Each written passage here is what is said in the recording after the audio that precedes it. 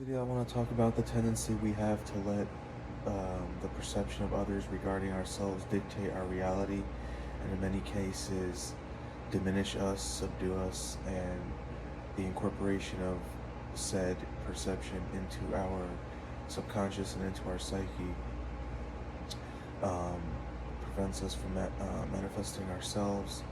and exploring aspects of ourselves that we would otherwise be open to, but we've closed ourselves off to because we've let the opinions of others who don't even know themselves uh, dictate and usurp our ultimate feeling regarding ourselves. So, a lot of times, other people are so busy telling others how to live, what they should and shouldn't do, what they're capable of doing and not capable of doing, and they themselves haven't the slightest semblance of conception regarding themselves, and have not much to show for their own selves. And as a distraction from this, and as a means of absolving themselves of the responsibility to develop themselves in the various areas where they are lacking, they will instead project that out onto others and try to subdue and diminish others. As they say, misery loves company. And this might be done from sinister motives or more subconscious motives, but whatever the case may be, it behooves us. And I know it's difficult because other people are sort of a springboard for the reassurance that we actually exist in this reality, because they're perceiving you and therefore reinforcing the fact that you exist. So there's a tendency to put a lot of stock into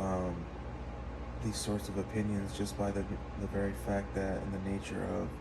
the beast, and that they are sort of the beholder, the perceiver of us in a way that is external to us, because we can perceive ourselves, so to speak, but that's a sort of lower level reassurance than the fact that another aspect of consciousness, in the form of what you perceive to be a separate person, is perceiving you. So it is potent, it is strong, and so we sort of take this on, but at the same time we're diminishing ourselves, and we're allowing others' perception of us that is completely external and not privy to all the nuances and the many, many facets and variables of our unique experiences and states of being, to tell us how we are to be, how we are to integrate and respond and interact with this reality.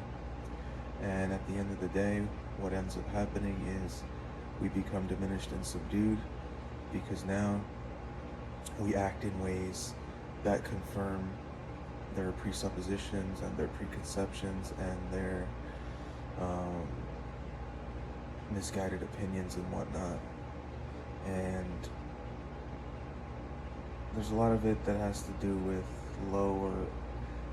existing in the lower plane of consciousness ourselves that allows such a thing to happen, but also the fact that I think we like to go along with the crowd, we like to avoid conflict, we like to smooth away any rough edges. So if someone perceives us in a certain way, we tend to want to go along with that to keep the waters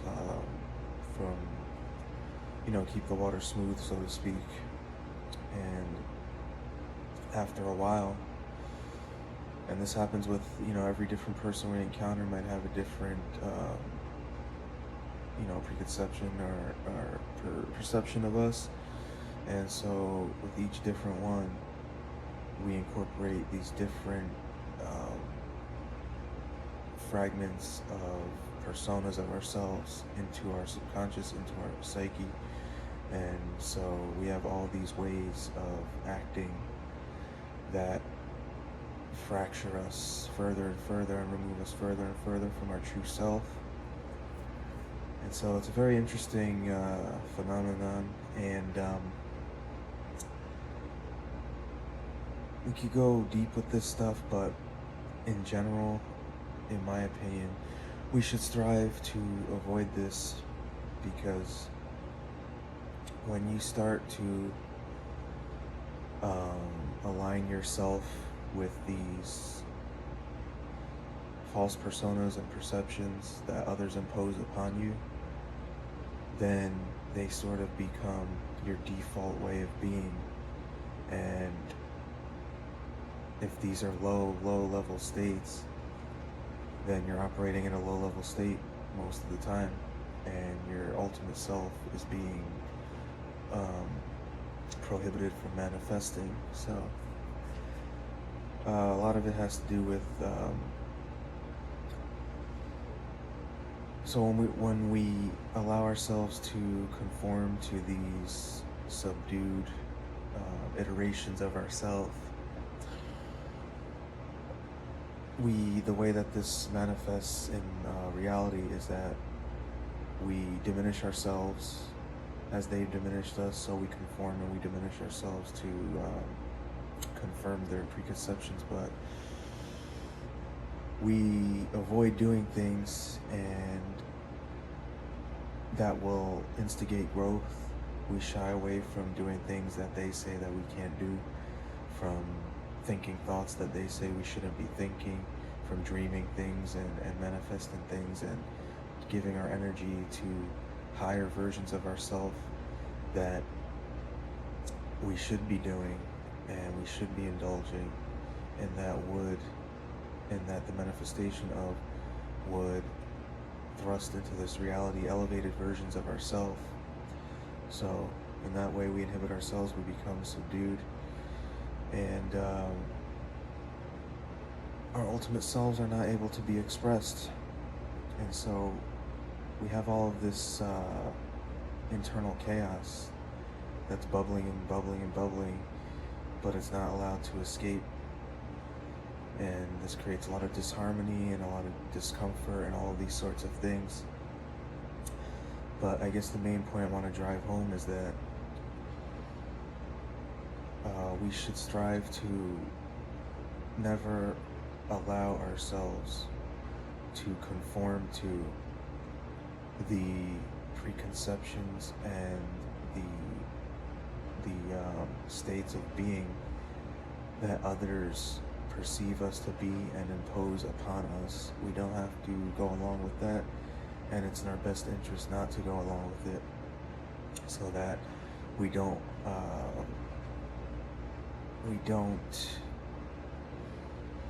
prevent ourselves from experiencing, doing the things, thinking the thoughts, dreaming the dreams that we would otherwise be doing had we not had the spirit of the spirit of a diminished essence imposed upon us. So, and a lot of times in life I could think of examples in my life where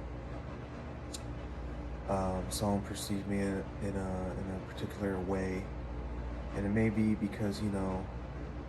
others reflect you back at you, so maybe you were putting out those vibrations and that subdued kind of state, and so they were picking up on that and then reflecting it back on you. But in that way it's double, and it's reinforced in this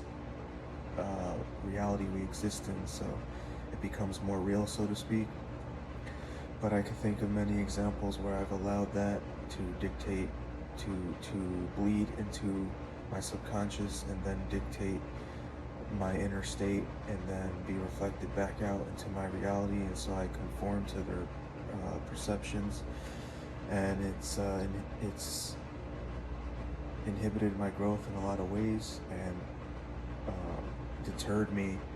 from experiencing things and thinking things, and even beginning to think that I'd be capable of doing certain things. So it just, in any way you slice it, it, it subdues you, it diminishes you, and it prevents you from growing, and it even creates anxieties and allows a state of fear and playing it small to dominate your consciousness, which you don't want to do, because we've been imbued with such tremendousness and divine energy and creative force that to violate that and to subdue yourself is very, very misguided, and the false consciousness and the lower self thrives on this sort of thing. So I just wanted to get that out quickly, and